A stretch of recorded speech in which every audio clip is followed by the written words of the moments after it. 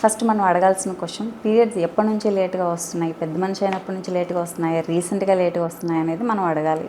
పెద్ద మనిషి అయినప్పటి నుంచి లేట్గా వస్తుంటే ఓకే, వాళ్ళకి న్యాచురల్ ప్రెగ్నెన్సీ అంటే వాళ్ళ సైకిల్ లెంత్ అంతే ఉంటుంది, అన్ని రోజులకే రావడం ఉంటుంది. సో అలాంటి వాళ్ళకి ఏంటంటే ప్రెగ్నెన్సీ నార్మల్గానే కన్సీవ్ అవుతారు, నార్మల్గానే ప్రోగ్రెస్ ఉంటుంది, ఏ కాంప్లికేషన్ లేకుండా డెలివరీ అయ్యే ఛాన్సెస్ వాళ్ళకి ఎక్కువ ఉంటాయి.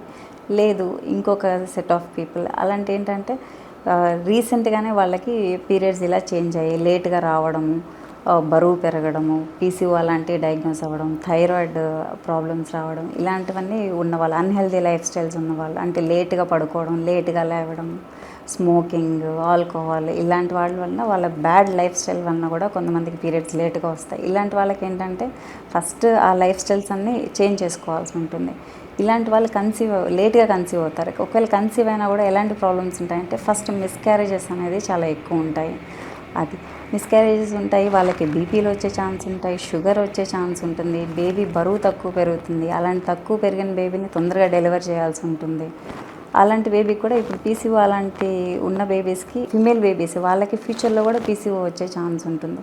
So lifestyle changes are very important.